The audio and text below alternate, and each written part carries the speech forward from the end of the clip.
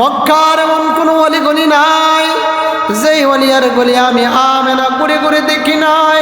আমি আমেনা খোদার কসম করে বলি, তামাম মক্কার ভিতরে আমি আমার ছেলে মুহাম্মদের চাইতে সুন্দর কোনো মানুষ দেখি নাই।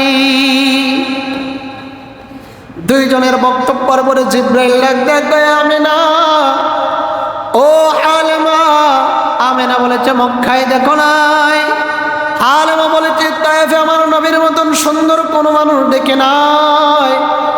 আমেনা, আলেমা তোমরা বেশির চেয়ে বেশি 5 থেকে 7টা রাষ্ট্র ভ্রমণ করেছো, এর চাইতে বেশি ভ্রমণ করো নাই। আর আমি জিবরাইলকে আল্লাহ তাআলা সৃষ্টি করার পর এখানে আমি জিবরাইল তামাম পৃথিবীর লক্ষ লক্ষবার ঘুরে ঘুরে দেখেছি, কিন্তু মুহাম্মদের চাইতে সুন্দর কোন মানুষ আমি জিবরাইল পৃথিবী আজ কোথাও দেখি নাই। নবী মুহাম্মদ আরবি সাল্লাল্লাহু আলাইহি ওয়াসাল্লাম মালিককে ডাকতে, মালিক আমি কার কাছে যাইয়া দিনের দাওয়াত দেব? আমি মানুষের দ্বারে দ্বারে যাইয়া দিনের দাওয়াত দেব। মক্কার মানুষেরা আমাকে বলবে মুহাম্মদ তুমি যে দিনের দাওয়াত দাও, তোমার বংশীয় লোক, তোমার আপন চাচা আপন চাচি তোমার বিরুদ্ধে কথা বলে। হ্যাঁ প্রভু, আমি মানুষেরা যদি আমাকে এই জবাবটুকু দেয় আমি তাদেরকে কি জবাব দেব? আমার আল্লাহ ডাক নবী মুহাম্মদ আপনাকে আমি আল্লাহ দায়িত্ব দিলাম, আপনার কাজ হলো মানুষের দ্বারে দ্বারে যাইয়া দিনের দাওয়াত দিবেন, আর মানুষের মনের অন্তর পরিবর্তন করার দায়িত্ব আমি আল্লাহ। নবী আপনার দায়িত্ব হলো মানুষের কাছে যাইয়া শুধু কালিমার দাওয়াত পৌঁছানো, আর মানুষের মন কিভাবে পরিবর্তন করব, মানুষকে কিভাবে দিনের দাওয়াতে আনবো, এই দায়িত্ব নিলাম আমি আল্লাহ।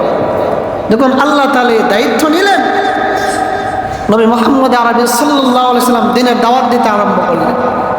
ওইদিকে আবু লাহাব নবীজির বংশীয় লোকেরা তারা যে বলতেছে নবী মুহাম্মদ পাগল হয়ে গেছে।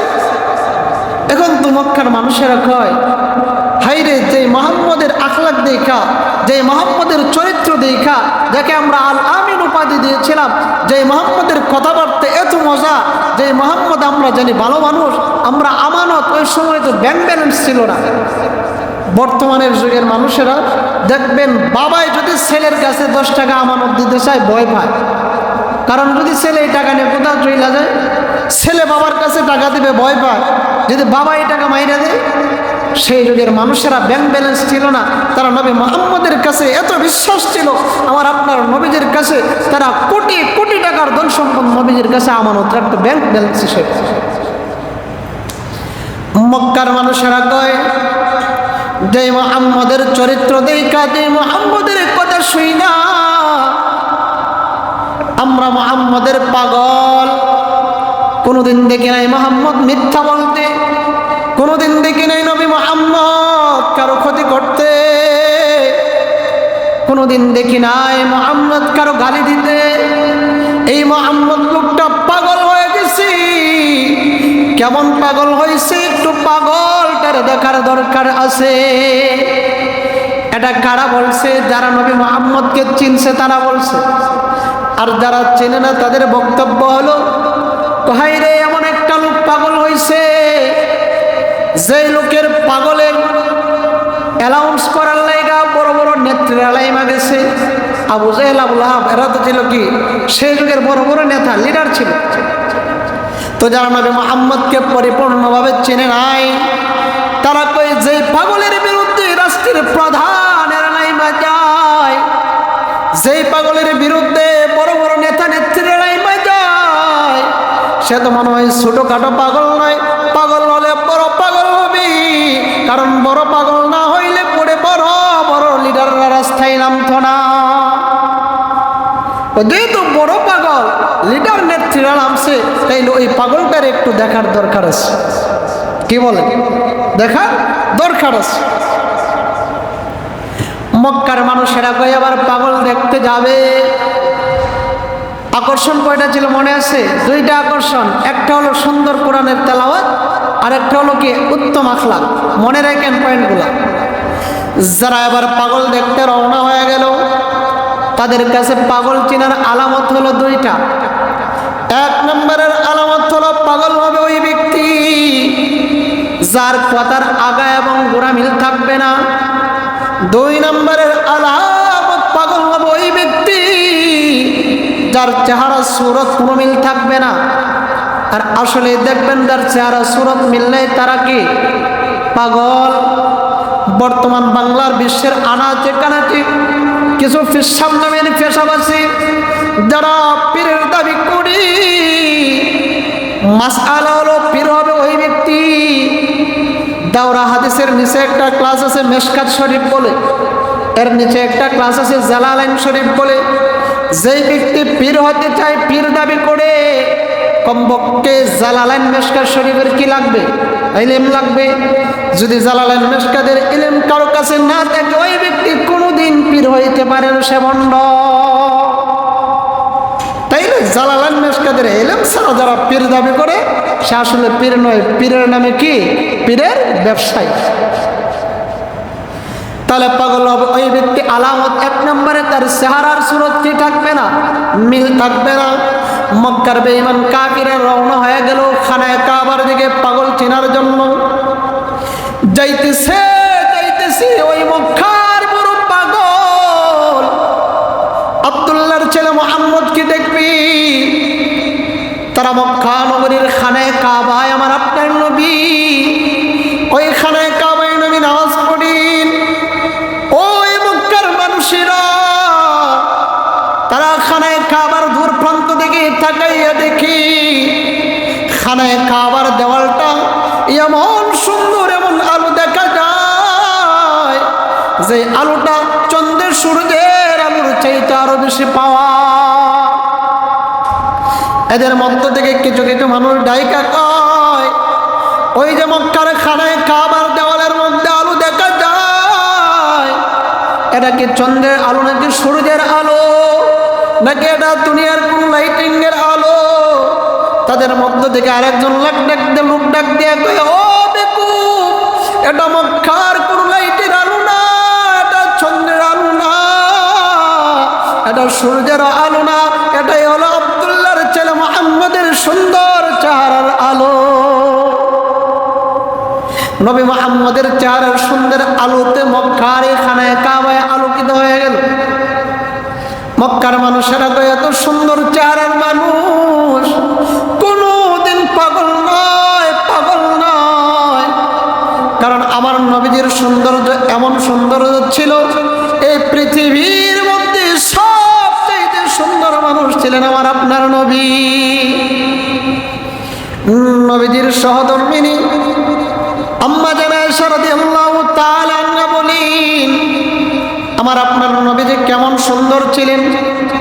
ও পৃথিবীর মানুষ, আমার স্বামী অন্ধকার রজনীতে যখন আমি আয়েশার ঘরে ঢুকতেন, আমি আয়েশার ঘরটা এমনভাবে আলোকিত হয়ে যেত, আমি আয়েশা যদি ইচ্ছে করতাম ওই সময় সুয়ের ছিদ্র দিয়া আমি আয়েশা অনায়াসে নবীজির চেহারার আলো দিয়া সুইসের ছিদ্র দিয়া সুথা ঢুকাইতে কোনো দ্বিধা করতাম না।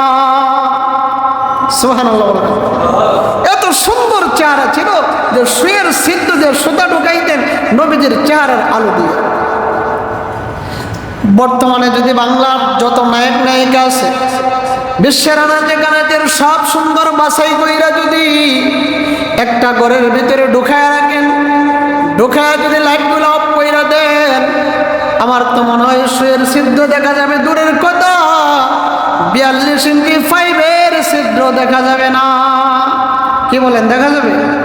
কিন্তু নবীজির চেহারা সৌন্দর্যের আলো দিয়া সুয়ের ছিদ্র দিয়ে সুতা ঢুকাইতে পারে। এটা হলো আয়েশার বক্তব্য। নবীজির দুধ মা আলেমা, যিনি বসবাস করেন তায়েফের জমিনে, নবীজির জন্মের পরে যার কাছে লালিত পালিত হয়েছিলেন মা হালিমাতুস সাদিয়া, উনি ডাক দিয়ে কয়, ও আমেনা, যুবকেরা শোনো, আমি হালিমাতুস সাদিয়া বসবাস করি তায়েফ নগরীর অলিয়ার গলিতে। তায়েফ নগরীর এমন কোনো অলিগলি নাই যে অলিগলিতে আমি হালিমাতুস সাদিয়া ঘুরে ঘুরে দেখি নাই। আমি হালিমার বক্তব্য শুনো তামাম তায়েফ নগরী গুইরা গুইরা দেখলাম আমার ছেলে মুহাম্মদের চাইতে সুন্দর কোন ছেলে তায়েফের কোথাও আমি দেখি না। আমেনা ডাক দেয়, কয় হালিমা তুমি তো বসবাস করো তায়েফের জমিনে, আর আমি আমেনা বসবাস করি মক্কা নগরীর ওয়ালিয়ার গলিতে। আমি আমেনা মক্কার এমন কোনো জায়গা নাই, মক্কার এমন কোনো অলিগলি নাই যেই ওয়ালিয়ার গলি আমি আমেনা ঘুরে ঘুরে দেখি নাই। আমি আমেনা খোদার কসম করে বলি তামাম মক্কার ভিতরে আমি আমার ছেলে মুহাম্মদের চাইতে সুন্দর কোনো মানুষ দেখি নাই। দুইজনের বক্তব্যের পরে জিবরাইল ডাক আমেনা, ও হালিমা। আমেনা বলেছে মক্কায় দেখো নাই। হালিমা বলেছে তায়েফে আমার নবীর মতন সুন্দর কোনো মানুষ দেখে নাই। আমেনা, হালিমা তোমরা বেশির চেয়ে বেশি 5 থেকে 7টা রাষ্ট্র ভ্রমণ করেছো, এর চাইতে বেশি ভ্রমণ করো নাই। আর আমি জিবরাইলকে আল্লাহ তাআলা সৃষ্টি করার পর এইখানে আমি জিবরাইল তামাম পৃথিবীর লক্ষ লক্ষ বার ঘুরে ঘুরে দেখেছি, কিন্তু মুহাম্মদের চাইতে সুন্দর কোনো মানুষ আমি জিবরাইল পৃথিবী আজ কোথাও দেখি নাই। এটা হলো জিবরাইলের বক্তব্য। আমার আল্লাহ ডাক দেয়, কই জিবরাইল, আমেনা কই আমার বন্ধুর মতন মানুষ মক্কায় দেখি নাই। হালিমা কই তায়েফে দেখে নাই। তুমি জিবরাইলকে পৃথিবীতে দেখো নাই। এই কথার মানে হলো আরো দেখার বাকি আছে। কি বলেন? দেখার কি আছে? বাকি আছে। আল্লাহ ডাক দেয়, কই জিবরাইল তুমি শোনো, আমেনা হালিমারে শুনে দাও, তামাম পৃথিবীর মানুষকেও শুনে দাও, আমি আল্লাহ যদি বলে আমার বন্ধুর চাইতে কোনো সুন্দর মানুষ দেখি নাই, এটা আমার বন্ধুর সম্মান মর্যাদা হবে না। ও জিবরাইল, আমি আল্লাহর চূড়ান্ত বক্তব্য হলো আমি আমার বন্ধুর চাইতে সুন্দর কোনো মানুষ পৃথিবীতে সৃষ্টি করি নাই। জিবরাইলকে দেখে নাই, আমেনাকে দেখে নাই, হালিমাকে দেখে নাই। আমার আল্লাহ বলেন যে আমি আমার বন্ধুর চাইতে সুন্দর কোনো মানুষ সৃষ্টি করিনি। তা আল্লাহ সৃষ্টি করেনি, ওনারা দেখবেন কোথায় দেখে। মক্কার মানুষদের কাছে আলামত কয়টা ছিল পাগল চিনার? কয় আলামত ছিল? 2 আলামত পাগল হবে এক ব্যক্তি, যার কাছে আলামত 1 নম্বরে পাগল হবে ওই ব্যক্তি যার চেহারা সুরত কি থাকবে না, মিল থাকবে না। যাইয়া খানে কাবার মধ্যে দেখি আমার আপনার নবীজির এত সুন্দর চেহারা, তারা কয় না না না, এত সুন্দর চেহারার মানুষ কোনোদিন পাগল হবে না।